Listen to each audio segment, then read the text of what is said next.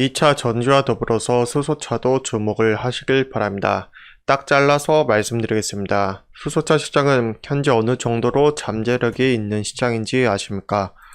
바로 10년 전 전기차 시장 수준입니다. 여러분들께선 전기차 관련주를 못 사서 특히 테슬라를 못 잡았어서 주가 대박의 꿈을 이루지 못해 아쉬웠을 겁니다. 물론 저도 마찬가지입니다.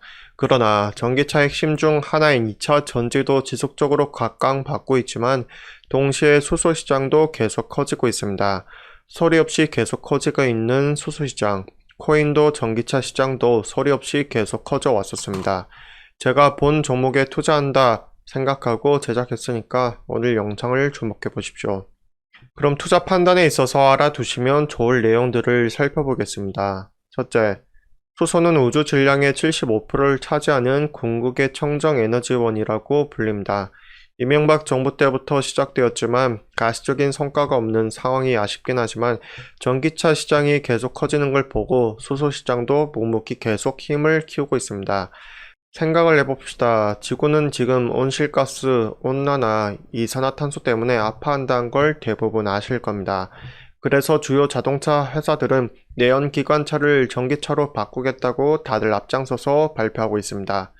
앞으로 10여 년 이내에 내연기관차는 지금보다 n분의 1 수준으로 줄어들 것은 자명한 사실입니다. 그런데 전기차도 한계점이 있고 안전성 부분에 있어서 아직은 클레임이 많은 상황입니다. 그러면 전기차만큼 효율성이 뛰어난 대안책을 찾는 것은 어쩌면 당연한 것 아닐까요? 그 대안책으로 가장 주목받고 있는 것이 바로 수소시장이라는 겁니다. 우주 질량의 75%를 차지하고 있으니 경제성도 무궁무진하죠.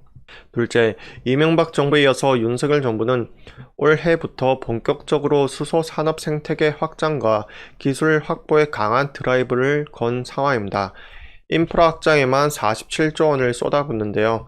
그동안 수소 정책은 자동차, 발전용 연료전지 등 일부 활용 분야로 국한했지만 이것을 넘어서서 생산, 저장, 운송 등의 분야에도 확장시킬 계획입니다. 또한 2030년까지 수소 상용차 3만 대, 액화 수소 충전소 70개소 보급도 내걸었습니다. 이를 통해 경제 효과는 47조 1000억에 달하는 경제 파급 효과에 고용 창출 약 10만 명, 온실가스 2,800만 톤 감축 등도 기대되고 있습니다. 숫자가 체감이 안 오시나요? 47조 원입니다. 47조 원. 유니콘 기업이 47개 있다고 생각해 보시길 바랍니다. 셋째, 유럽과 미국 등 선진국의 움직임은 역시나 빠릅니다. 유럽은 러시아산 화석연료 의존도를 낮추는 정책인 리파워 EU를 내놓았습니다. 이 정책 핵심이 수소 육성입니다. 이를 통해서 수소 인프라를 확장하고 전용 파이프라인도 확대하겠다는 계획입니다. 미국의 경우 IRA 인플레이션 감축법을 통해서 2032년까지 친환경 에너지 프로젝트 관련 투자 생산에 세액 공제 혜택도 주겠다는 입장입니다.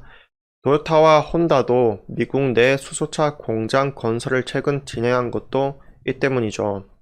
수소 시장은 앞으로 계속 커질 겁니다. 꼭 본 시장을 주목하시길 바랍니다. 그리고 꼭 말씀드리고 싶은 것이 있습니다. 바로 뭐만 하면 부정적인 이야기하고 뭐만 하면 전문가 마냥 일단 까고 보는 훈수충들입니다.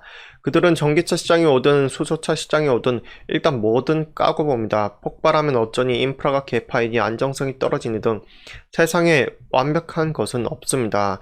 장점이 단점보다 계속 많아지면 그것은 성장성이 있다고 판단을 해야 하지 계속 단점만 바라보면 일관성 법칙에 갇히게 되어서 결국 아무것도 얻지 못합니다. 수소 시장이 아직 96%는 화석 연료의 힘을 빌리는 단점이 있지만 이것을 바라보고 아직은 하면 결국 뒤처지는 것은 언제나 아직은 이라고 말한 사람들이었습니다.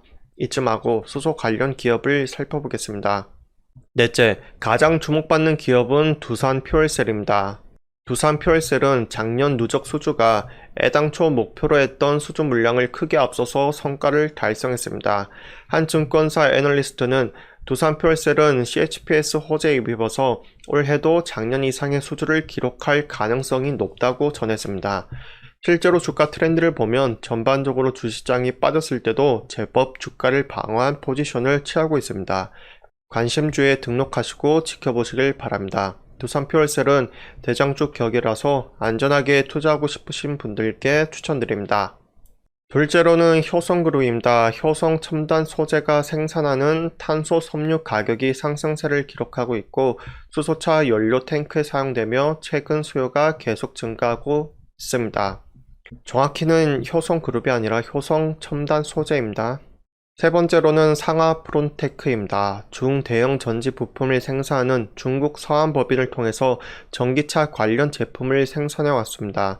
특히 상하프론테크가 상용화한 멤브레인은 수소차, 수소 생산, 탄소 포집용 핵심 소재로도 사용되고 있습니다. 중국 관련 이슈에 영향을 받는 기업이라서 주가가 다소 자극적일 수 있겠습니다. 긍정적이든 부정적이든 말이죠.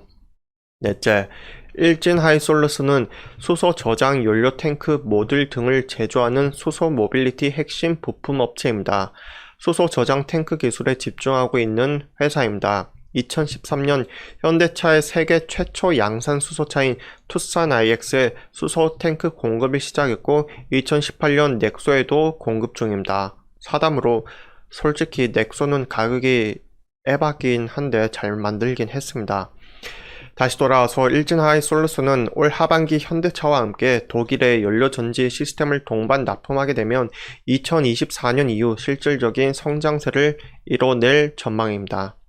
채널 내 매수 매도 실력을 높여주는 차트 기술을 다 올려두었습니다. 놀러오셔서 꼭 시청해보세요. 도움이 될 것이니까요. 모두 성투하시길 바라면서 추천 댓글 구독하시고 제파 터지시길 바랍니다. 감사합니다.